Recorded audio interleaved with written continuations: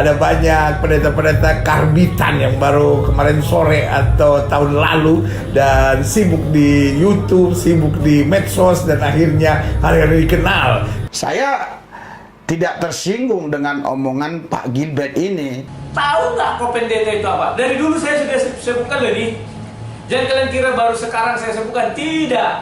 Dari dulu saya bilang pendeta itu penjaga kuil Hindu, Buddha.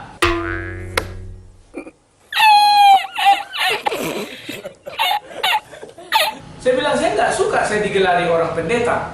Kenapa? Saya bukan penjaga kuil. Itu. Agak tuh yang lama ikut belum aja.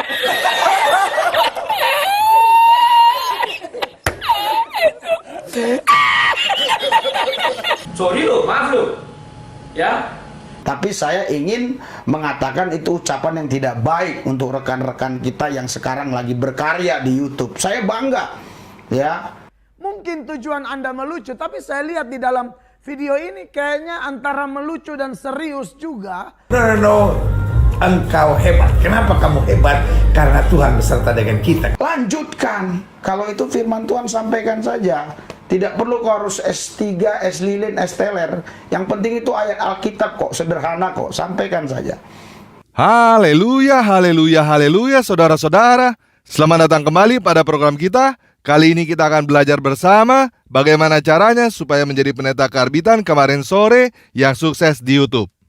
Karena di dalam Matius 19 ayat 30 dikatakan, tetapi banyak orang yang terdahulu akan menjadi yang terakhir, dan yang terakhir akan menjadi yang terdahulu. Dan di dalam Matius 20 dikatakan bahwa pekerja yang baru bekerja sore mendapatkan upah yang sama dengan pekerja yang sudah bekerja dari pagi, karena Tuhan itu baik. Nah, pada video ini saya akan memberikan tips-tips singkat bagaimana caranya menjadi pendeta karbitan yang sukses di YouTube seperti Bapak Pendeta Gilbert Lumoindong. Walaupun saudara-saudara sekalian tidak mempunyai fasilitas seperti pendeta-pendeta besar, bahkan menggunakan peralatan-peralatan sederhana yang murah meriah seperti yang dilakukan oleh Tan Paragi. Oke, kita mulai aja ya.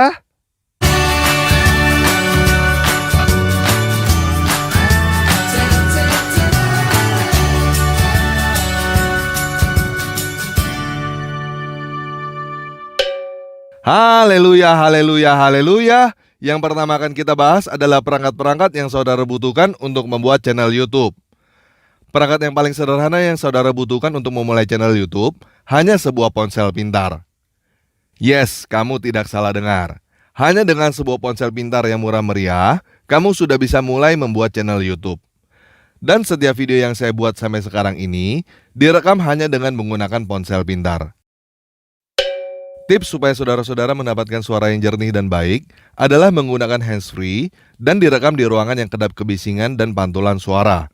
Ruangan yang saya gunakan untuk merekam suara adalah mobil. Nah, sebenarnya cukup sampai di sini aja. Saudara-saudara udah bisa merekam khotbah saudara-saudara dan diupload ke YouTube.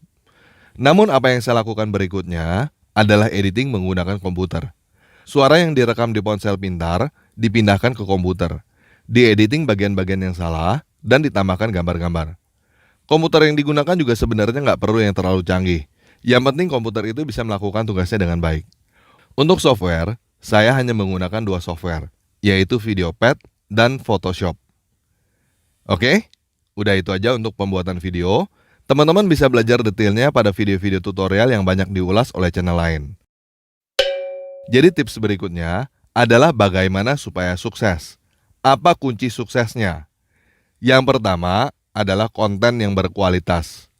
Yang dimaksud dengan konten berkualitas bukan kualitas suaranya atau gambarnya, tetapi isinya menurut sudut pandang YouTube. YouTube menilai sebuah video berkualitas atau tidak berdasarkan berapa lama penonton menonton video kamu, apakah video kamu menghasilkan subscriber, dan lainnya. Jika orang melihat video kamu sebentar, lalu orang itu pergi, maka video kamu dianggap tidak berkualitas oleh YouTube, dan YouTube tidak merekomendasikan video kamu. Jika orang melihat video kamu lama, lalu orang itu subscribe, maka video kamu dianggap berkualitas, dan YouTube akan semakin merekomendasikan video kamu.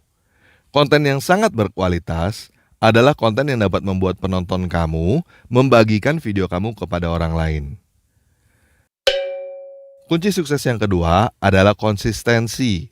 Maksudnya begini, kamu nggak bisa terlalu berharap membuat satu video aja, lalu video itu booming dan ditonton selama-lamanya.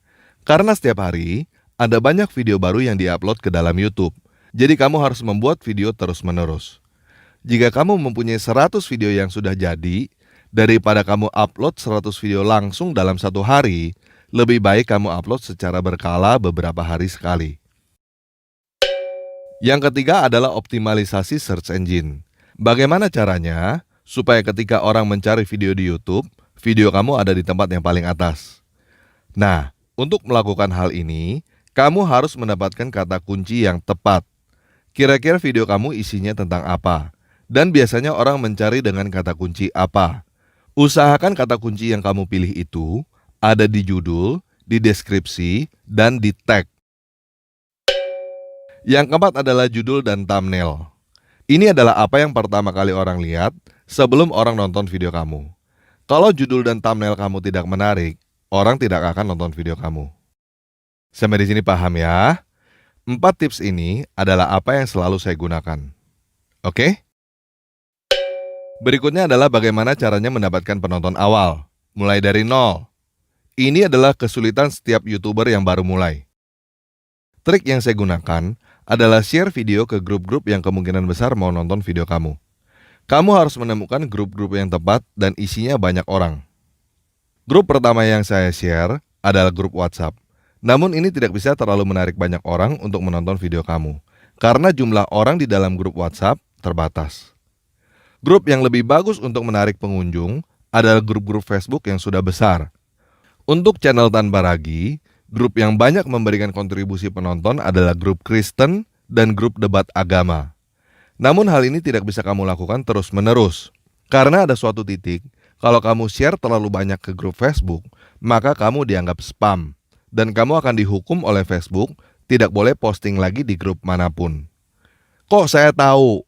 Karena saya di-ban oleh Facebook. Sampai sekarang, saya tidak bisa posting lagi di grup Facebook. Jadi kalau teman-teman mau bantu channel ini supaya lebih banyak penonton, teman-teman bisa bantu share video-video di channel ini ke grup-grup Facebook yang ada, terutama grup Kristen dan grup debat agama. Nah, yang terakhir ingin saya share adalah monetization, pendapatan dari YouTube. Saya setuju dan tidak setuju dengan pendapat Bapak Pendeta Risuli Lubis ini. Saya buka YouTube sudah 1,5 tahun. Penontonnya banyak sekali, coba lihat ya, tayangannya itu sampai jutaan jam.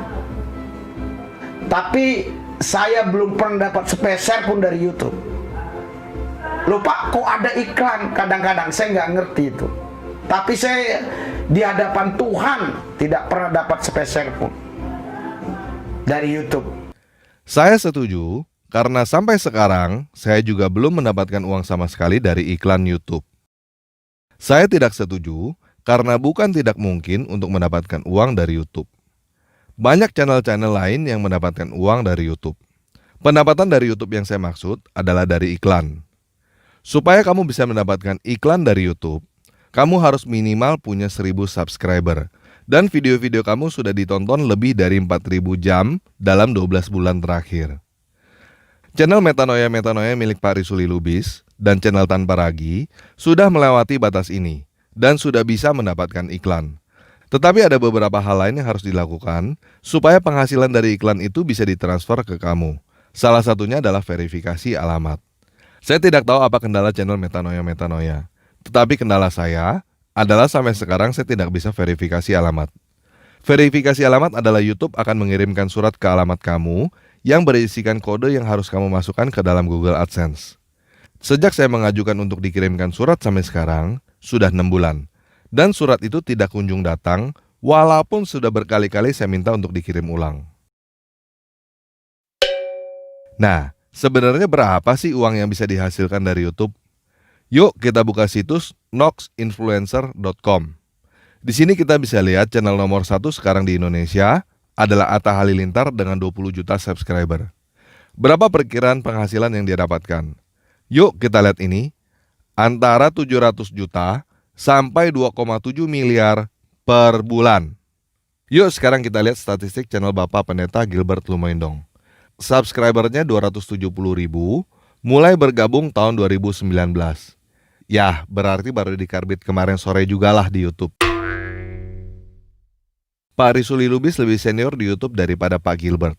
Namun terus terang statistik Pak Gilbert lebih bagus. Nah, bagaimana dengan tudingan orang-orang bahwa pendeta YouTube cuma cari duit? Menurut saya, suara-suara seperti itu mah gak usah didengar. Itu cuma suara pencemooh yang berharap bisa mentoel harga diri kamu supaya kamu tidak bekerja dan berbuah di YouTube. Uang hasil dari YouTube adalah uang halal kok. Uang hasil jerih payah yang bisa mendukung pelayanan kamu. Bukan uang hasil merampok. Oke, sekian video kali ini. Semoga saudara-saudara sukses menjadi pendeta karbitan kemarin sore di YouTube. Yesus Kristus Tuhan kita memberkati. Oh ya, minta maaf untuk setiap kata dan ucapan saya yang melukai Bapak Ibu, saudara-saudara sekalian, saudara-saudara seiman. Saya minta maaf. Teologi ya, doktrin itu memisahkan, tapi kasih itu memeluk. Dan Yesus mempersatukan, firman Iya, Tuhan mempersatukan. kasih itu memeluk.